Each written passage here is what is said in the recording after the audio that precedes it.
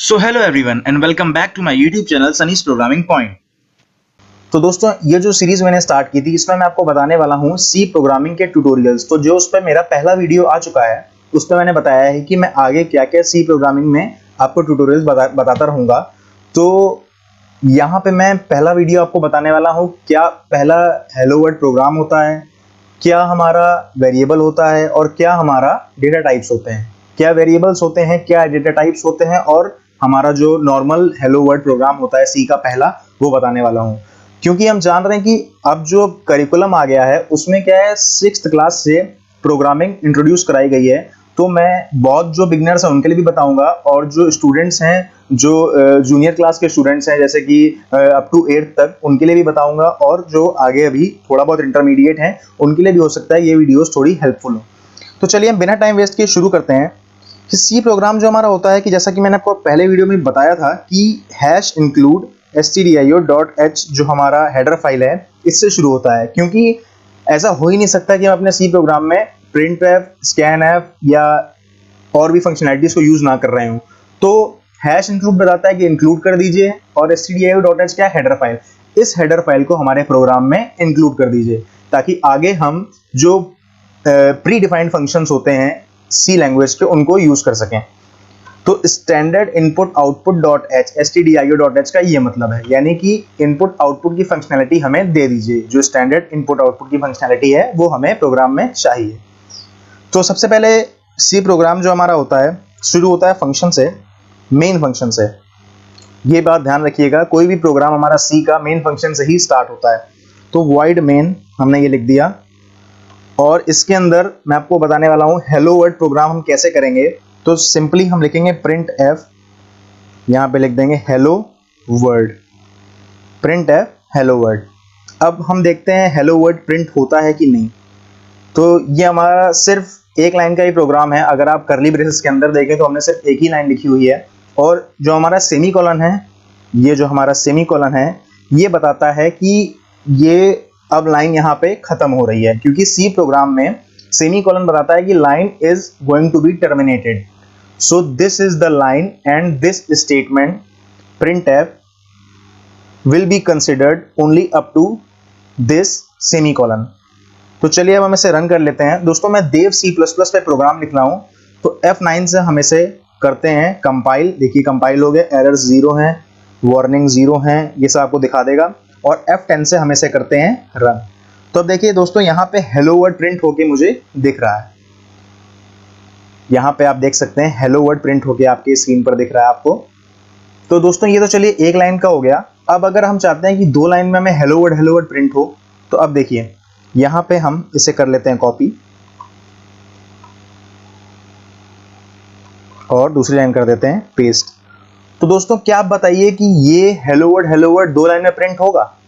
नहीं दोस्तों। क्यों? क्योंकि हमने ऐसी कोई कमांड ही नहीं लिखी कि लाइन अलग चाहिए। ऐसी कोई दोस्तों हमने कमांड ही नहीं लिखी कि लाइन हमें अलग चाहिए। तो मैं आपको दिखा भी देता हूं कि ये एक ही लाइन में हेलो वर्ल्ड प्रिंट कर देगा। ये देखिए हेलो वर्ल्ड।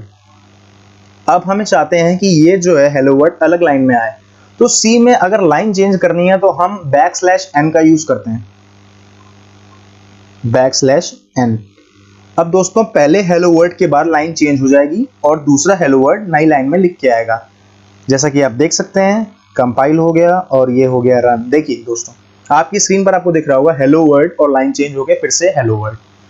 तो दोस्तों ये तो हो गया हमारा सबसे फर्स्ट प्रोग्राम जो होता है किसी भी बिगिनर के लिए कि कंप्यूटर आपको हेलो वर्ल्ड कह रहा है, यह हमारा फर्स्ट प्रोग्राम होता है। तो हम सीख चुके हैं फर्स्ट प्रोग्राम कैसे बनाते हैं। और चलिए अब दोस्तों मैं आपको बताता हूँ वेरिएबल्स के बारे में, क्या होते हैं हमारे वेरिएबल्स।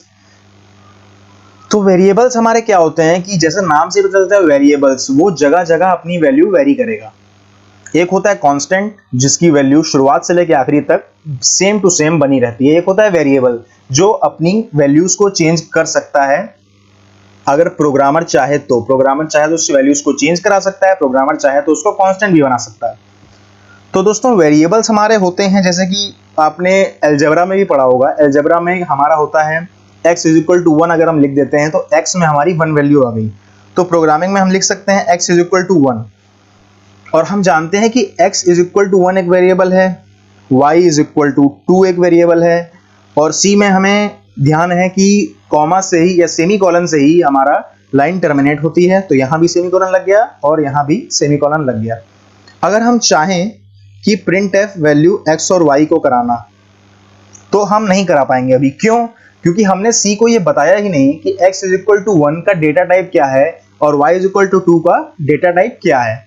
तो पहले हमें c को बताना पड़ेगा कंपाइलर को कि x इज इक्वल टू 1 का क्या डेटा टाइप है और y इज इक्वल टू 2 का क्या डेटा टाइप है। तो यहाँ पे कॉन्सेप्ट आता है डेटा टाइप्स का। तो डेटा टाइप हमारे प्रिमिटिव डेटा टाइप जो होते हैं, सबसे पहले हम बोल रहे थे इंट, चलिए इसको भी हम इंट ही ले लेते हैं, अभी आगे मैं बताता हूँ इसका क्या करना है।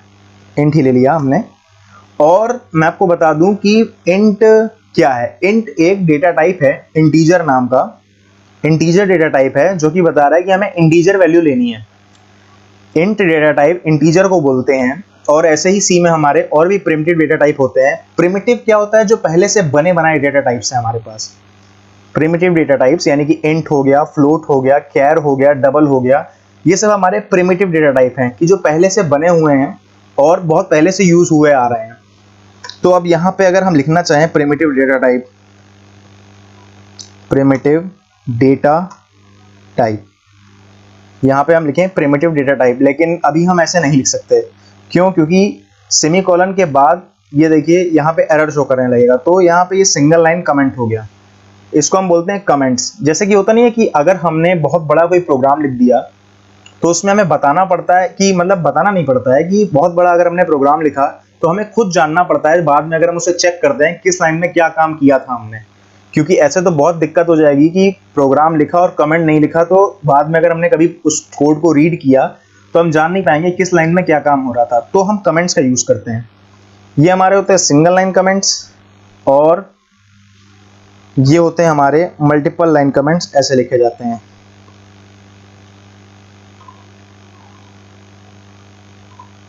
अब इसके अंदर हम कुछ भी लिखेंगे, hello my name is Sunny Pamnani, ऐसे करके हम कुछ भी लिखते चले जाएंगे तो वो कमेंट ही कंसिडर होगा। तो ये हमारे होते हैं मल्टी लाइन कमेंट्स। तो चलिए मैं आपको डेटा टाइप्स के बारे में बता रहा था। तो डेटा टाइप्स के बारे में क्या है कि इंट हमने बता दिया कि x इज इक्वल टू 1 एक इंटीजर है, y इज इक्वल टू 2 एक इंटीजर है। अब मान लीजिए हमें ऑपरेशन कराना है, फिर से जैसे मान लीजिए हम स्टोर करना चाहते हैं x को और y को ऐड करके हम स्टोर कराना चाहते हैं किसी वैल्यू z में। तो हमने लिया z, क्योंकि हमें c को बताना पड़ेगा कि क्या क्या हम वेरिएबल्स स्टोर कराएंगे, क्या क्या वेरिएबल्स हम यूज करने वाले हैं। तो मान लीजिए हमने z एक वेरिएबल और लिया, उसको भी हमने इंटीजर दे दिया कि भैया हम इंटीजर z भी लेना चाहते हैं और हम z में x प्लस वाई की वैल्यू को स्टोर कराना चाह रहे हैं। तो z is equal to x plus y. अब हम चाहते हैं कि प्रिंट कराना है इसको, प्रिंट। अब ऐसे तो ये प्रिंट करेगा नहीं, क्यों? क्योंकि अगर हम ऐसे लिख दें प्रिंट एफ z, जैसा कि हमने पहली वीडियो में हेलो वर्ल्ड को प्रिंट कराया, जैसे मैंने इसी वीडियो में आपको पहले z को प्रिंट कराया था, तो हम ऐसे इसमें नहीं करा सकते, क्योंकि हमें बताना पड़ेगा ये जो प्रिंट एफ हमारा होता है इसका मतलब होता है प्रिंट फॉर्मेट। जो फॉर्मेट है उसको प्रिंट करें। अब क्या फॉर्मेट है? z तो उसको एक इंटीजर वैल्यू है, z में तो कोई वैल्यू भी नहीं स्टोर है। तो अब हम चाहते हैं कि वो वैल्यू प्रिंट कराए, तो इसके लिए हमारा क्या होता है, ये फॉर्मेट स्पेसिफायर्स होते हैं हमारे। %d यानी कि %d यूज होता है हमारा इंटीजर के लिए, %f यूज होता है हमारा फ्लोट के लिए, %c यूज होता है हमारा कैरेक्टर के लिए, और ऐसे ही आगे मैं आपको बताता रहूंगा क्या क्या होता है। तो अब हम z को जब प्रिंट करा रहे हैं तो z की वैल्यू क्या होगी, 1 और 2 3 हो जाएगी। तो आप देख सकते हैं मैंने इसको करा दिया कंपाइल, फिर करा दिया मैंने इसको रन। आप देख सकते हैं वैल्यू 3 हमारे आउटपुट आ रहा है 3।